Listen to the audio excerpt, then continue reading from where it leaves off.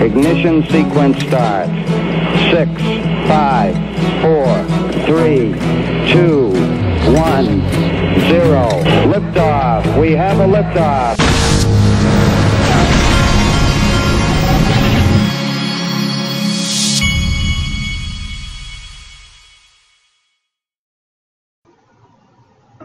Hey everybody, this is the Digital Asset Investor, and I think that there's one person on my channel that I have never given a shout out to, and that is my mother-in-law.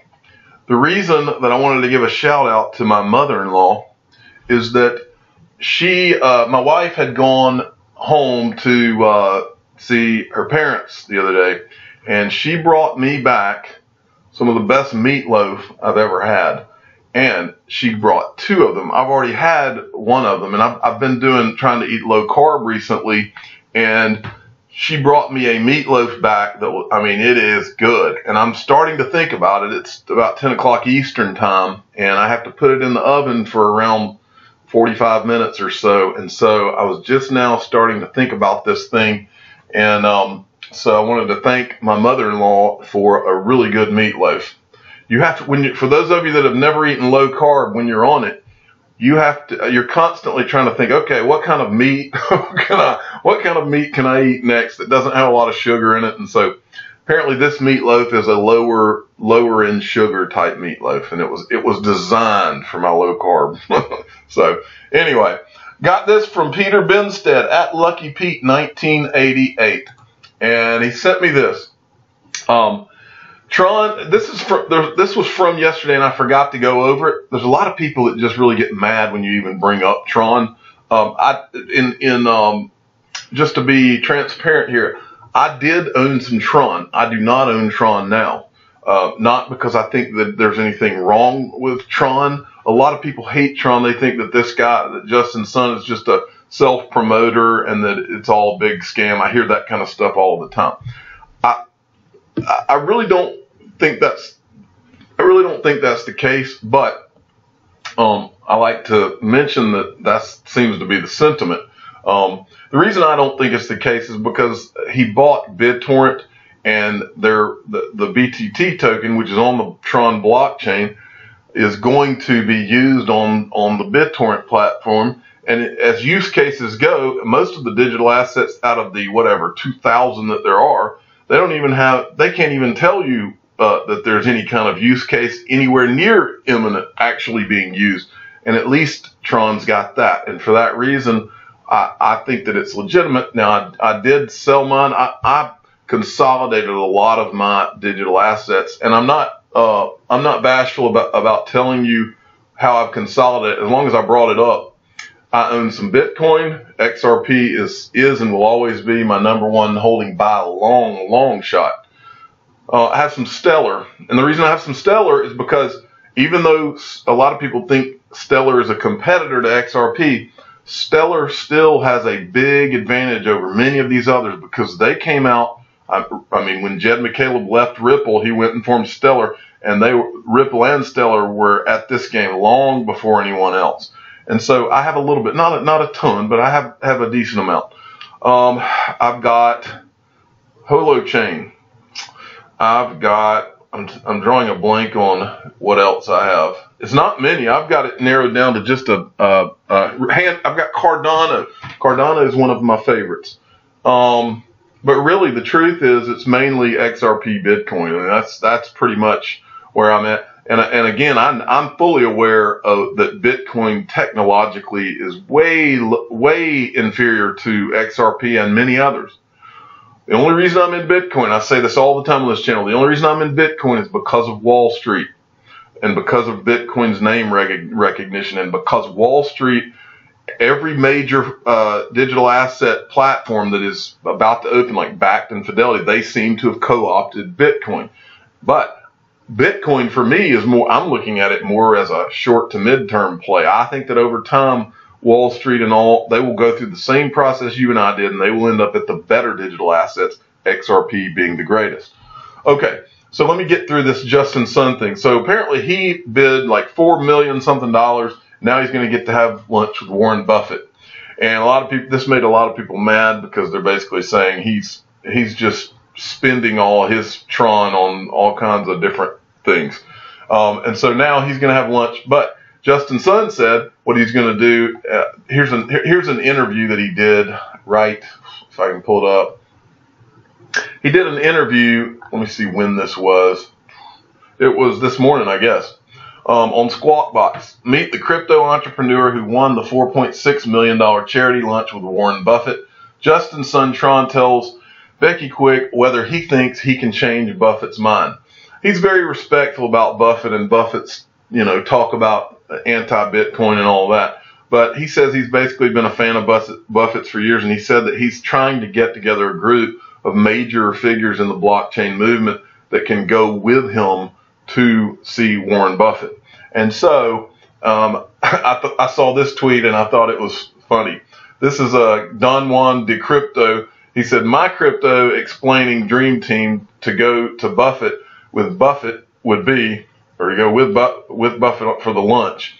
Here's his dream team. They took the USA basketball dream team from a few years back. I recognize a few of these. I think his name's Crypto Dog on Twitter. There's Vitalik Buterin, CZ Binance, CEO of Binance. Elon Musk is on there, and I think that's the guy who at one time everybody was saying was Satoshi Nakamoto. And there's Justin Sun. There's Jack Dorsey, the founder of Twitter. And then we've got, of course, Anthony Pompliano, who I like, Mark Yusko, who's in his same firm. This guy right here, I believe, is Brock Pierce. Let me see. It doesn't have his picture in his thing, but I think that's. I don't know who that guy is. I'm not sure who that guy is. I know he's some famous Bitcoin guy, but anyway, I thought it was interesting the people this guy would take. Okay, next from X Lighting the Way sent me this. He didn't send me this. The tweet after this is what he sent me, and I'll show it to you in a minute. I inserted this one before it because it goes hand in hand with it, and I wanted to go over it. Basically, this lady is talking about how the money flows in and out of certain ETFs are going on, and the gist of what's going on here is that there are big inflows into treasuries, and what that means traditionally is there are major flows into treasuries and things like gold when people start to get scared about the stock market. It says there have been some big debt ETF flows of late. For example, BlackRock's 7 to 10 year ETF just reported a $1.9 billion inflow, the biggest daily flow since 2014. Meanwhile, the high yield bond ETF had its biggest outflow yesterday since October of almost $1 billion. While ETF flows aren't always indicative of sentiment, the size of the flows hints at a tipping point. Earlier in the year, firms were taking a wait-and-see approach on trade negotiations and generally a constructive view of risk. Now some appear to be reversing allocations. And then, see, this is where the interesting part comes in. I'll see your IEF flow chart and raise you an ETF leaderboard chart, showing how 10 of the top 15 inflows yesterday were treasury ETFs for a total of $4.2 billion. If both those aren't daily records, they have to be close. And she says that's a lot of money flowing into treasuries in one day. Trading volumes were pretty huge as well, which suggests to me this is more than just one big asset manager shifting around allocations. And he says we agree. We tend to refer to it as having breadth, number of ETFs, depth, and size. Both boxes checked off here big time. Legit grassroots sentiment. All right, so there you have it. It flows into treasuries. And so here's what X Lighting the Way had sent me. It's a tie. In July, this will become the longest U.S. economic expansion on record at 121 months. Chart. Length of past expansions, 1854 to today. And look at this. What he's showing you is up here. This is the longest period of economic expansion in the history of the United States and probably around the world. I don't know about other countries, but I wanted to make a point here. This didn't happen by accident, folks. This is central bank created. The average recession over time in the United States has been about 6 years. This is setting records, and there's a reason it's setting records. It's because all of a sudden, when the financial crisis happened, They started with their bailouts, and that led to their QE and all of this, and the money printing and the low interest rates, things that had never been done, all manipulated central bank things, and it happened around the world. All that's happened is the countries of the world, the United States is just one of them, one of the bigger ones, now have more debt than they've ever had in the history of their countries. So let's look at this. So he's referring to it as a U.S. economic expansion. I refer to it as a debt expansion. Look at the history of U.S. This is debt. The U.S. This is debts in the U.S. There was a spike during the Civil War because they were spending going in debt to spend a lot of money on war. World War I, there was a spike. World War II, there was a spike. But look at this. They've got Great Depression. Everybody remembers how awful the Great Depression was. Well, look at the level of debts during the Great Depression as compared to where we are today and where we're projected to be, just not in a long period of time, but in the next 10 or 15 years, folks. And we're at the very height. Now look, World War II, which was a massive war, we went into the most debt ever. We're going to cross that if we haven't already crossed it, because this shows 2010. We're already somewhere in here at least. And so you can see. So my question to everyone is, we've had this puffed up supposed expansion for the last 10 plus years now.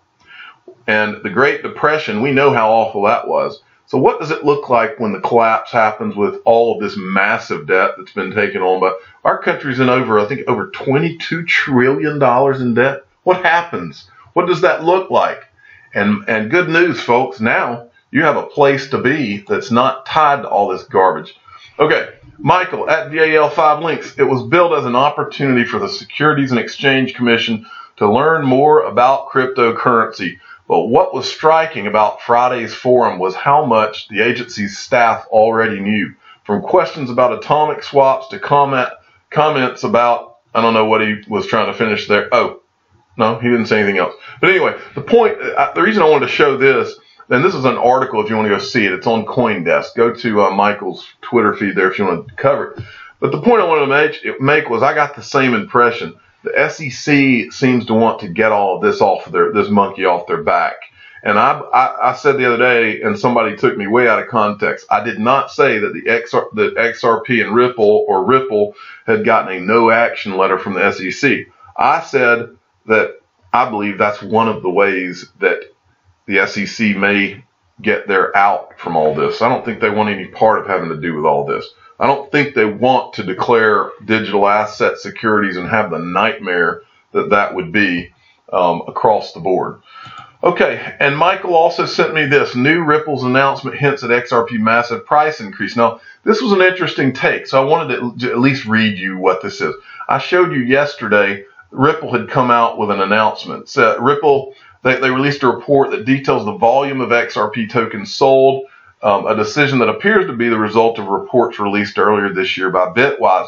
I just wanted to read they got something out of this that I didn't necessarily get, but it's possible. I wanted to at least read this to you. Reddit users, of course, have a range of opinions on the decision, with some saying that Ripple is signaling to financial institutions that discounts are over. In other words, the reports that Ripple's been putting out of the over-the-counter sales of XRP, some people are saying they think that Ripple may be, through that report, may be signaling to the financial institutions that all of this buying at a discount might be over. And I thought that, and it says, and that it would increase the real volume. And so that's an interesting take. I wanted to at least throw it out there. Okay, next from NBK Crypto at NBKLYRAD sent me this article. Bloomberg Terminal lists Ethereum-based debt instrument. Cadence, which puts commercial debt into ERC20 tokens, will soon be listed on Bloomberg Terminal. In a first for a blockchain-based financial instrument, Cadence has obtained a financial instrument global identifier. With this new designation, Cadence becomes easy to research and trade for the broad array of financial professionals working with Bloomberg Terminal, the market-leading software. It says, we are creating an immutable ledger that houses all asset-level performance data at every stage of its life cycle, from inception through maturity. This creates an oracle of asset performance data that every counterparty in a private credit transaction can reference to accurately price, structure, and invest. Interesting, folks. But this is just further, it just shows you further adoption of where all this is going. Bloomberg can write all of the negative articles on Bloomberg.com about crypto, but the fact is, on their own machines, they are adding more and more crypto information as the months go by. Okay, I'm about to show you some awesome tweets about adoption. This is from at LUCLALONDE91. Can you say mass adoption? Full page ad in Ottawa Sun for Bitcoin, soon to be XRapid for XRP. Digital asset investor, put that in your pipe and smoke it. Well, I am putting it in my pipe and smoking it right now. Actually, I'm putting it in my coffee and I'm drinking it. But this is awesome. This is on the Ottawa Sun, and this is the ad. Bitcoin is outperforming all major assets in 2019. A full page is what they said. How cool is that? Now I want to show you something else really cool. This is from Greg at PELLERITO_XRP. Recently went to Venice and saw this at an art gallery. 1 million USD shredded, 1 million euro shredded, and 250 Bitcoin on a Ledger Nano S. Now this is awesome.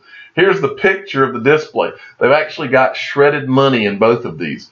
And then they have a display that has 250, I think he said, 250 Bitcoin on this Ledger Nano S. If that is not cool, and it shows that the value of that 250 Bitcoin, look, it's at 1.9 million. If that does not illustrate a point, I don't know what does. That is really, really cool. I'm glad I saw this. And finally, from XRP James T, at XRP James, he sent me this. For those of you that are interested, I've mentioned Hedera Hashgraph before, and I've mentioned that Hashgraph is not blockchain. It's a similar technology, but it's supposed to be like third or fourth generation. Well, this is a Hashgraph versus blockchain, just to tell you what the difference is if you want to go read it. And they've got a video in here about it as well, but they have a couple of pictures, Hashgraph and then blockchain, and then down here they've got a video you can watch, and then they've got a diagram that kind of goes along with it and how no miners needed and this and that. This is on Crypto Slate, and the article is from December 9th, 2017, Hashgraph versus blockchain. I'm the digital asset investor. I'm not an investment advisor. This is for entertainment purposes only. Please subscribe and hit the like button and tell your friends and family that it's an interesting thing to look at. But nothing in this video to me was more interesting than this in Venice, Italy, where they have shown shredded $1 million and 1 million euro, and they've got this picture. This is fascinating to me. 250 Bitcoin. And they've got it on a ticker here where you can actually, it stays like that, and it illustrates the point that we've all been making about what happens when you just print money into oblivion. It becomes shredded trash. Thank you for listening.